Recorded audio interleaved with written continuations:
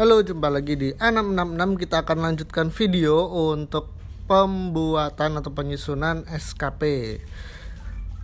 Penyusunan SKP ini kita akan mulai dari kepala kantor ya. Jadi dimulai dari aplikasi e-performance ya untuk perjanjian kinerjanya. Kemudian nanti akan disusun atau menetapkan SKP dan lampirannya, nanti juga menyusun MPPH atau untuk pemberian ya kepada bawahannya. Jadi pembagian untuk peran hasilnya. Nah, di sini kita menyusun aplikasi untuk kinerja ini dari performance ya. Jadi harus ada indikatornya, kemudian menyusun SKP, setelah itu membagi peran hasil kepada pimpinan di bawahnya. Kalau sudah disetujui nanti akan bisa disusun untuk pimpinan di bawahnya atau langsung ke pegawai ya, asalkan sudah disetujui. Nanti berjenjang sampai dengan jabatan fungsional. Ya, kita akan lihat dulu untuk di sini kinerja ini ya, kita sudah terintegrasi dengan SIK dan e-performance.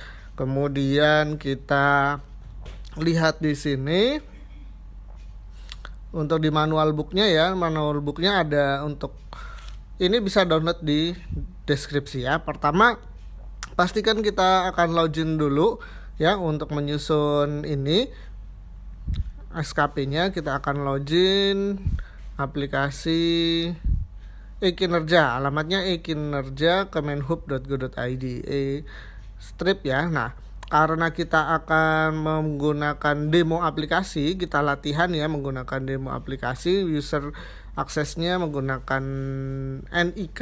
Nah, kita pilih tautan training kinerja ya. Nah, ini sudah login ya. Kita coba logout terlebih dahulu. Kita ambil contoh ya untuk salah satu pegawai yang kita jadikan admin juga. Yang pertama ya, ini untuk pastikan kita menggunakan yang strip kinerja dev ya.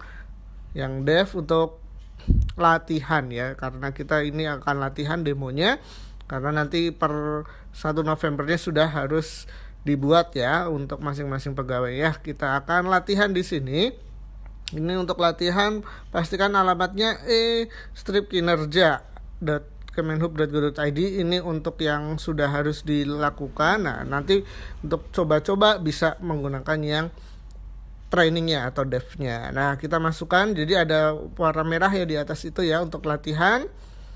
Kita ambil username-nya dari SIK ya, dari SIK username-nya, tapi sebelumnya kita akan lihat terlebih dahulu untuk e-performance ya. Kita akan lihat e-performance.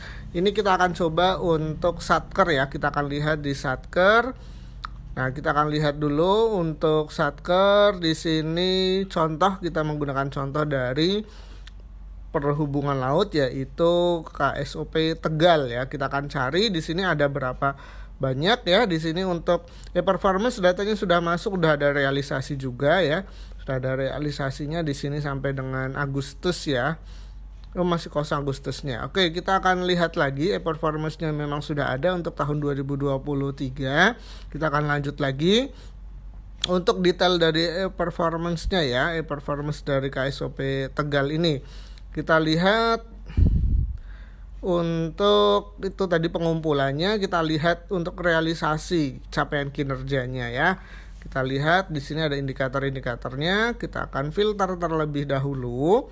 Untuk unit eselon 1-nya nanti kita pilih Perhubungan Laut ya. Untuk capaiannya di sini, jadi semuanya nanti ambil dari sini ya. Jadi kalau misalkan performance 2023-nya kurang bagus ya, nanti bisa karena ini sudah ditetapkan ya, maka kita cari ya. Di sini sudah muncul nih nilai-nilainya. Nah, di sini ada indikatornya sampai 39 ya, lumayan banyak ya indikator kinerjanya. Nah, kalau sudah, maka kita masuk ke demo aplikasi lagi ya. Untuk demo aplikasinya kita lihat untuk yang ada di bagian pertama. Nah, di sini untuk penyelarasan kinerja organisasi ke individu, terutama untuk perjanjian kinerja organisasi dari SKP mengambilnya dari data PK atau perjanjian kinerja di e-performance ya. Kita masuk lagi ke demo ke aplikasi e-kinerja ya. Di sini ada 39, pastikan nanti sudah ditarik datanya di aplikasi e-kinerja dari aplikasi e-performance ya. Kita demo lagi aplikasinya. Nah, kalau kita lihat lagi sebelum kita demo, ada perencanaan ya, tahap awal dari penyusunan SKP, kemudian untuk skema integrasinya ya, nanti akan muncul juga ke SIASN, e-performance untuk perjanjian kinerjanya. Jadi data-data yang akan kita gunakan pastikan sudah ada di e-performance. Bagaimana kalau misalkan nanti unit kerjanya berubah ya, nanti juga e-performance-nya harus berubah ya. Kurang lebih seperti itu. Kalau misalkan nanti hubungi ke bagian kepegawaian. Kita langsung saja masuk ke aplikasi e-kinerja untuk latihannya. Kita akan buat terlebih dahulu, tadi sudah KSOP Tegal. E-performance-nya ini sudah ada perjanjian kinerjanya, maka kita akan membuat yang pertama adalah untuk kepala kantor. Kita login terlebih dahulu. Oke, pastikan password-nya sesuai ya.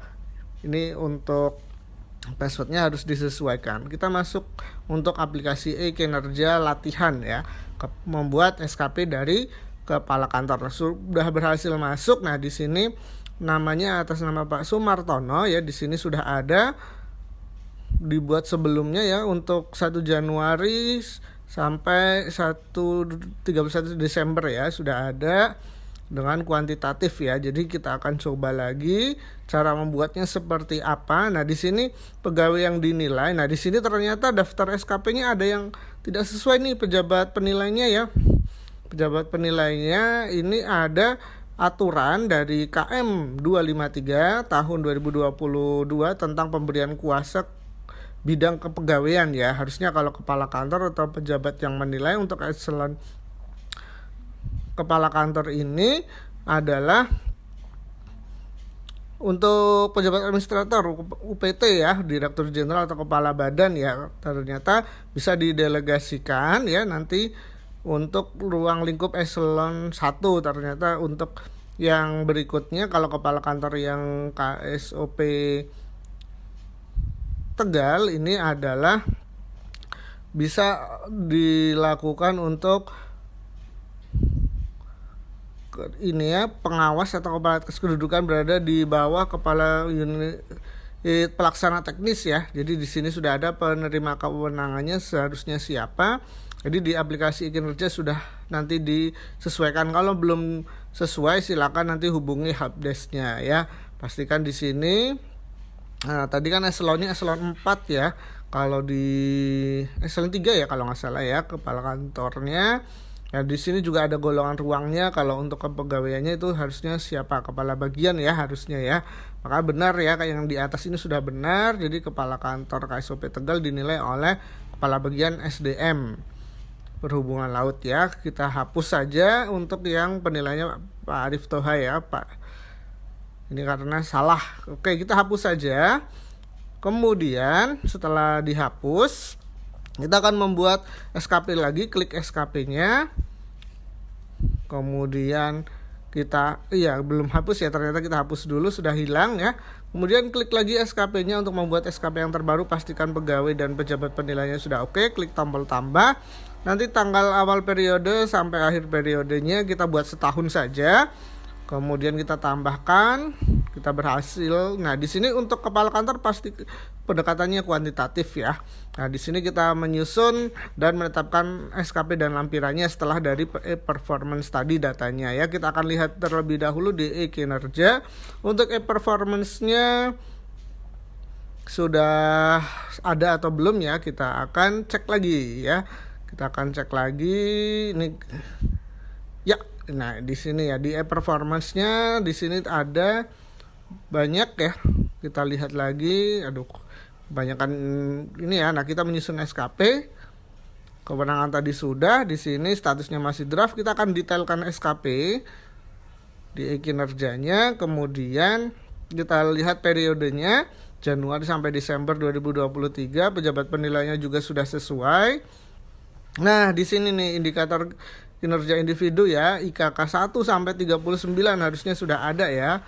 39 lebih ya, di sini ada IKK. Nah, di sana kan lebih ya Nah itu 63, sorry. IKK 57 ya, jadi udah otomatis ya. Jadi 39 dan situ IKK-nya ada 57 yang terakhir ya. Nah 57 sampai dengan panjang tuh di bawah ya. Jadi kalau kenapa nggak urutan mengikuti dari yang e-performance ya. Di sini belum ada indikator, kita akan tambahkan yang pertama ya. Untuk menyusun SKP ini ada indikator yang pertama, kita pilih perspektifnya. Nah, perspektifnya untuk kepala kantor ya. Ini hanya untuk kepala kantor ya. Ini perspektif dari indikator yang pertama apa? Kita pilihnya tadi karena jumlah kejadian kecelakaan di wilayahnya, berarti penerimaan layanan karena melayani dari kejadian kecelakaan kapal. Kemudian untuk pergerakan kapal shifting olah gerak ya, itu juga pelayanannya apa ya, pelayanannya perspektifnya penerimaan pelayanan. Kemudian yang berikutnya ini untuk patroli pelabuhan, di sini penerimaan layanan juga. Jadi ini disesuaikan dengan indikator yang sesungguhnya ya, perspektifnya yang akan dituju, ditargetkan itu apa gitu ya. Kita pilih lagi untuk pelanggaran dan keamanan pemeriksaan ya, pemeriksaan terhadap pelanggaran dan keamanan pelayaran. Ini kita pilih perspektifnya, ini masih kita coba-coba ya, kemungkinan nanti disesuaikan yang benar ya. Misalkan ini proses bisnis karena memang sudah ada di organisasinya. Kemudian ada pengawasan kapal asing ya, pengawasan kapal asing di sini juga proses bisnis karena tupoksi dari organisasi ya. Kemudian kalau misalkan ada yang salah bisa diubah lagi indikatornya ya. Indikatornya misalkan untuk patroli ternyata masuk di proses bisnis ya, bisa kita ganti untuk proses bisnis. Seperti itu. Atau mungkin yang lain ya. Jadi disesuaikan. Yang ini lebih paham adalah teman-teman di UPT ya, atau yang membuat dari indikator kinerja individu atau IKK-nya yang di e-performance ya, disesuaikan. Ya, jadi ini kita karena banyak sekali ya, jadi kita akan lanjutkan lagi videonya karena ini sudah udah lebih ya menitnya, 10 menitan lebih ya. Jadi nanti kita akan lanjutkan lagi. Kalau untuk perspektifnya ya, kita pastikan misalkan bisa diganti penguatan internal, bisa proses bisnis, seperti itu disesuaikan. Ya, ini koordinasi dengan kepala kantor. Jadi itu saja untuk video kali ini. Jangan lupa untuk subscribe dan share ya videonya biar teman-teman yang lain juga paham ya. Sekian, terima kasih.